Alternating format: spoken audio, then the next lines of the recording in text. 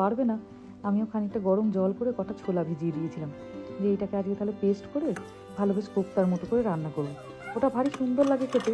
আজকে আবার আলুও নেই বাড়িতে, কিন্তু একটুখানি ধনেপাতা আছে, কাঁচা লঙ্কা টঙ্কা আছে, সেইগুলো দিয়ে পেস্ট করে এটা কোপ্তা করলে খুব ভালো খেতে হয়। আদা, রসুন, কাঁচা লঙ্কা, নুন, হলুদ, একটু বেশি করে ধনেপাতা আর জল দিয়ে এটাকে এবার খুব ভালো করে পেস্ট করে নেবো, একদম মিহি করে। তবে ধোকার মতো বা কোপ্তার মতো করে রান্না করলেও একটা জিনিস যেটা খুব ভালো, এটাতে তেল লাগে খুব কম। ব্যাস হয়ে গেছে খুব সুন্দর করে বাটা। এবার এটাকে একটু ভাপে বসিয়ে দেবো। একটুখানি ঘি মাখিয়ে নিচ্ছি এটাতে, ঘিটাও প্রায় শেষের মুখে। আজ আর হয়তো হবে না, 2-1 দিনের মধ্যে কষ করতে গিয়ে এবার একটু বাটার নিয়ে আসতে হবে। এবার এটাকে 10 মিনিটের জন্য ভাপে দিয়ে দেবো, আর ততক্ষণে একটুখানি মশলা কষিয়ে নেবো। আমার দিদা যেহেতু নিরামিষ খান, এই জন্য নানা রকমের এই ধোকা, কোপ্তা, এই ধরনের রান্নাগুলো খুব হয়। তবে আমি একটু করে পেঁয়াজ রসুন দিই, বিশেষ করে এই শীতকালের দিকে রান্না বান্নাগুলোতে একটু বেশি করেই পেঁয়াজ রসুন দিই। রসুনটা খেলে বলে ঠান্ডাটা কম লাগে, তো ওই জন্য একটু রসুনটা বেশি করে দিই। তবু রামকৃষ্ণটার দেখি লেগে যায়, কিন্তু আমাদের দেখি তুলনামূলকভাবে কমই লাগে।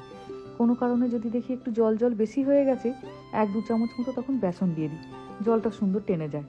হয়ে গেছে, ডান এখানে একটুখানি এবার জল গরম করতে দেবো। এখান থেকে এবার এটা ভালো করে ফুটে যায়। কমই জল দেবো, বেশি জল দেবো না, যেন ফুটে এসে এটার মধ্যে আর না পড়ে।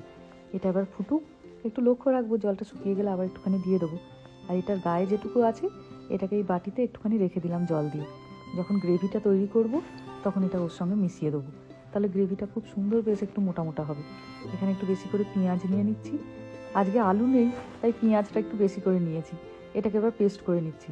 প্রায় 10 দিন পর রান্না করছি, মনে হচ্ছে যেন 1 যুগ পরে রান্নাঘরে এলাম।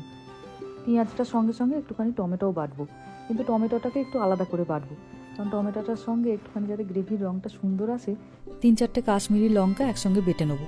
অনেকদিন আগে একটা কাশ্মীরি লঙ্কার প্যাকেট নিয়ে এসেছিলাম গোটা। এবার তাকে তো আর খুব একটা রান্নায় দেওয়া হয় না, গুঁড়োই ব্যবহার করা হয় বেশি। তাই যখন যখন তরকারিতে একটুখানি টমেটো বাটা ব্যবহার করি, একসঙ্গে ওটাকে ধরে পেস্ট করে নিই। খুব সুন্দর দেখি তরকারিটায় রং চলে আসে, আর লঙ্কাগুলোও ব্যবহার হয়ে যেতে থাকে। ব্যাস হয়ে গেছে, ওটাও অনেকক্ষণ ধরে ফুটছে। দাঁড়ান দেখি ওটা সেদ্ধ হলো কিনা। একটা টুথপিক নিয়ে আসি আগে, সেইটা দিয়ে ভালো করে দেখলে তাহলে বোঝা যাবে ভেতরটা অবধি সেদ্ধ হয়েছে কিনা।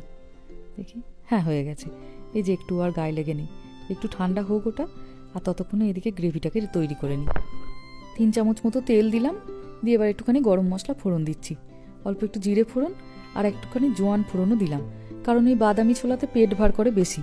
একটু জোয়ান যদি গ্রেভিতে দিয়ে দেওয়া হয় তাহলে আর অম্বলটা হবে না। একটু পেঁয়াজটাকে ভেজে নিয়ে যে রেগুলারের যে গুঁড়ো মশলাগুলো থাকে, হলুদ গুঁড়ো, জিরে গুঁড়ো, ধনে গুঁড়ো, লঙ্কা গুঁড়ো, ভালো করে দিয়ে একটুখানি মাখিয়ে নিচ্ছি।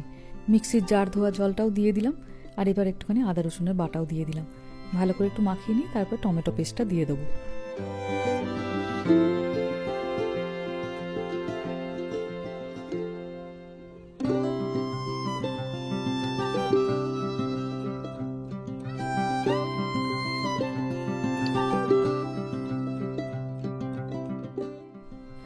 ভালো করে এটা দেখছি ঠান্ডা হয়নি, আর একটু ঠান্ডা হলে ভালো হতো, সুন্দর উঠতো, কিন্তু আর দেরি করা যাবে না। ওর বাবা সকালে জল খাবারে কিছু খেলো না, সেই চা বিস্কুট খেয়েই আছে। বলছে চা পারো একটু তাড়াতাড়ি রান্না করে আমাকে দিয়ে দাও, 2টি খেয়ে ঘন্টা 2 মতো আমি একটু শোবো। বাহ, সুন্দর নেমে গেছে। একটু গরম ছিল তো, ঠান্ডা হলে একদম গোটাটাই সুন্দর নেমে যেত। এবার এটাকে ছোট ছোট করে পিস করব, পিস করে একটুখানি করে ঘিয়ে সেঁকে সেঁকে মতো নেবো। কোপ্তাতে যেমন আমরা একদম ডুবো তেলে ভাজি, এটাকে ডুবো তেলে ভাজবো না, ওই তেলটা একটু যাতে কম খাওয়া হয় তারই চেষ্টা আর কি। আজকাল এখন 2টো দিন ছুটি, আর সোমবার থেকেই শুরু হয়ে যাবে স্কুল, কলেজ, অফিস সব। বাচ্চাদের কোথায় জলের বোতল আছে, কোথায় টিফিন বক্স আছে, এগুলোকে সব খুঁজে খুঁজে এবার রাখতে হবে। আর স্কুল খোলার 1 সপ্তাহ পর থেকেই শুরু হয়ে যাবে আবার পরীক্ষা। অল্প একটুখানি ঘি দিলাম, এবার এগুলোকে একটু করে শুধু সেঁকে নেবো। তরকারিটা করে নিয়ে আর একটা কাজ বাকি আছে। এই যে বাচ্চাটার জন্মদিন আছে, তার আবার কিছু গিফট কেনা হয়নি জানেন। অ্যামাজন থেকে একটা গিফট কার্ড বলে দিতে হবে। এখন তো এগুলি ভারী সুবিধা হয়েছে বলুন, হঠাৎ করে কোনো যদি নেমন্তন্ন পড়ে, যদি হাতের কাছে গিফট না থাকে, অনলাইনে গিফট কার্ড অর্ডার করে দিন, তার মোবাইল নাম্বারে আর নাহলে ইমেল আইডিতে চলে যায়। তো এগুলো হঠাৎ করে দেখি খুব কাজে হয়, যেমন আজকেই এটা কীরকম কাজে লাগলো। তাকে পাঠিয়ে দিয়ে বলে দিতে হবে মনের মতো একটা ওর কিছু কিনে দিও। ব্যাস ওইগুলো ওদিকে ভাজা হতে থাক, এদিকে এখানটা একটু জল দিয়ে দিলাম। কোপ্তা একটু মিষ্টি মিষ্টি ভালো লাগে, ওই জন্য অল্প করে একটুখানি চিনি দিয়ে দিলাম। এটা ফুটে উঠুক, তারপর কোপ্তাগুলোকে দিয়ে দেবো। কি সুন্দর ভাজা হয়েছে দেখুন, ঘিয়ের গন্ধটাও আসছে ভারী সুন্দর। এবেলা হয়তো ছেলেমেয়েরা খাবে না, ওখানে খাবে, তবে সন্ধ্যেবেলাতে রুটি দিয়ে ওদেরকে এটা দেবো। আর এদিকেও ফুটে গেছে গ্রেভিটা, কোপ্তাগুলোকে এবার দিয়ে দিলাম। খুব বেশিক্ষণ ফোটাবো না, মিনিট 5 মতো ফোটাবো। নামাবার আগে অল্প করে একটু গরম মশলা ধনেপাতা দেবো, আলাদা করে আর ঘিটা দেবো না। ঘি দিয়ে তো কোপ্তাগুলোকে ভেজেইছি, তো ঘিয়ের গন্ধটা সুন্দর, ওই জন্য ঝোলের সঙ্গে মিশে যাবে।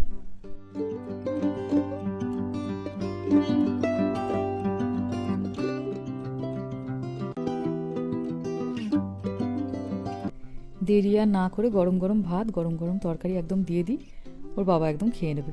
কি সুন্দর দেখতে হয়েছে দেখুন, খেতেও দুর্দান্ত ভালো হয়। সঙ্গে অল্প করে একটু স্যালাড কেটে নিয়েছি, একটুখানি শশা, একটুখানি কাঁচা পেঁয়াজ, একটু লেবু আর একটুখানি কাঁচা লঙ্কা। ছেলেটাকেও স্নান করিয়ে রেডি করে দিয়েছে ওর বাবা, খেতে দিয়ে তারপর আমি বাচ্চাগুলোকে দিয়ে আসবো ওদের বাড়িতে। এখন মোটামুটি 3-4 ঘন্টা ওখানেই ওরা থাকবে। কৃষ্ণ আর কিছু